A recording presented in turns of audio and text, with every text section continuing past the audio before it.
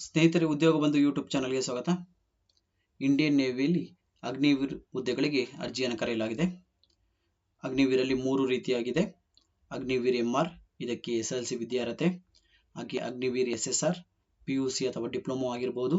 Agniveer medical, ಇದಕ್ಕೆ PUCಯಲ್ಲಿ physics, chemistry, biology ತಗೊಂಡಿರೋರು ಅರ್ಜಿಯನ್ನು ಸಲ್ಲಿಸಬಹುದಾಗಿರುತ್ತದೆ. Agniveer M R ಹಾಗೂ ಅಗ್ನಿವೀರ್ SSRಗೆ ಅನ್ಮ್ಯಾರಿಡ್ ಫಿಮೇಲ್ ಹಾಗೂ ಅನ್ಮ್ಯಾರಿಡ್ ಮೇಲ್ ಕ್ಯಾಂಡಿಡೇಟ್ ಅರ್ಜಿಯನ್ನು ಸಲ್ಲಿಸಬಹುದಾಗಿರುತ್ತದೆ.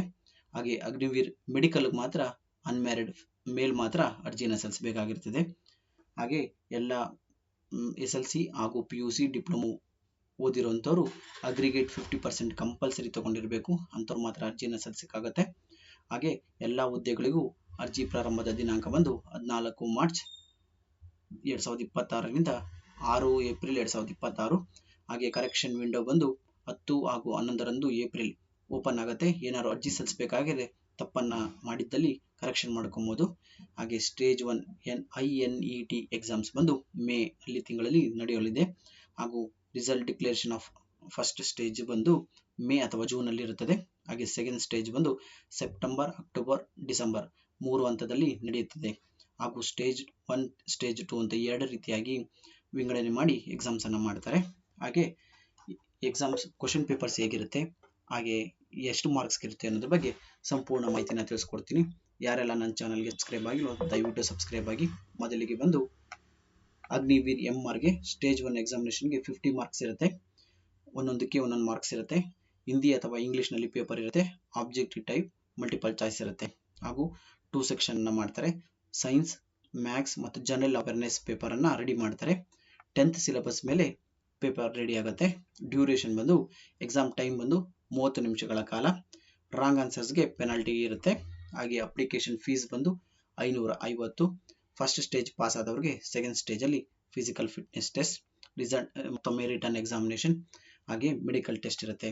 ಇನ್ನು ಅಗ್ನಿವೀರ್ SSR ಬರೋದಾದ್ರೆ ವಯೋಮಿತಿ ಬಂದು 1 ಡಿಸೆಂಬರ್ 2004ರಿಂದ 31 ಮೇ 2009ರ ಮಧ್ಯದಲ್ಲಿ ಹುಟ್ಟಿರಬೇಕಾಗಿರುತ್ತದೆ.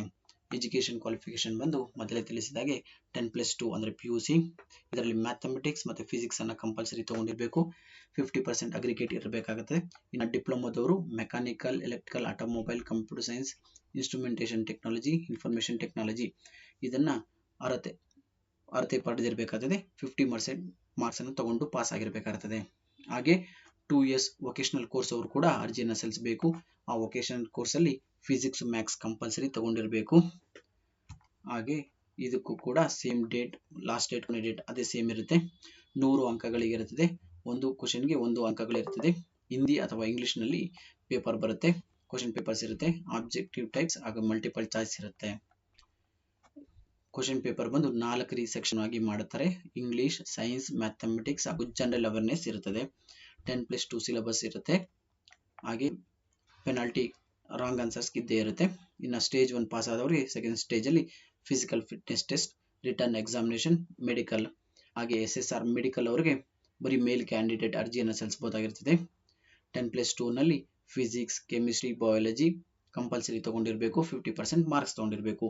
ಈಚ್ ಸಬ್ಜೆಕ್ಟ್ಸ್ ಅಲ್ಲಿ 40% ತಗೊಂಡಿರಬೇಕು. ಓವರ್ ಆಲ್ 50% ಇರಬೇಕಾಗುತ್ತದೆ.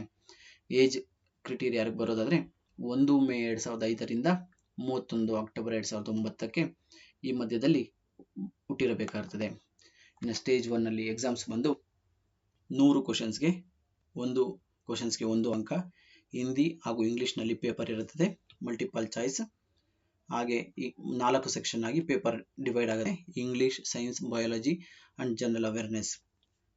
10+2 ಸಿಲೆಬಸ್ ಇರುತ್ತದೆ. 1 hour ಎಕ್ಸಾಮ್ಸ್ ಇರುತ್ತೆ. ಪೆನಾಲ್ಟಿ ಇರುತ್ತೆ. ಹಾಗೆ ಫಸ್ಟ್ ಸ್ಟೇಜ್ ಪಾಸ್ ಆದವ್ರಿಗೆ ಸೆಕೆಂಡ್ ಸ್ಟೇಜ್ ಅಲ್ಲಿ physical fitness, written examination, medical test ಇರುತ್ತೆ. ಯಾರೆಲ್ಲ ಅರ್ಜಿ ಸಲ್ಲಿಸಬೇಕು ಅನ್ಕೊಂಡಿದ್ರು ಅವರೆಲ್ಲ ಅರ್ಜಿ ಸಲ್ಲಿಸಿ. ವೆಬ್ಸೈಟ್ ಬಂದು ssc.gov.in. ಈ ವೆಬ್ಸೈಟ್ ಓಪನ್ ಮಾಡಿ ಜಾಯಿನ್ ಇಂಡಿಯನ್ ಆರ್ಮಿ ಅಂತ ತೋರಿಸ್ತಾ ಇರುತ್ತೆ. ಅದ್ರ ಮೇಲೆ ಕ್ಲಿಕ್ ಮಾಡಿದ್ರೆ ನಿಮ್ಮ ಅರ್ಜಿಯನ್ನು ಸಲ್ಲಿಸಬಹುದಾಗಿರ್ತದೆ. ಯಾರೆಲ್ಲ ನನ್ನ ಚಾನಲ್ಗೆ ಸಬ್ಸ್ಕ್ರೈಬ್ ಆಗಿ ದಯವಿಟ್ಟು ಸಬ್ಸ್ಕ್ರೈಬ್ ಆಗಿ, ಶೇರ್ ಮಾಡಿ. Thank you.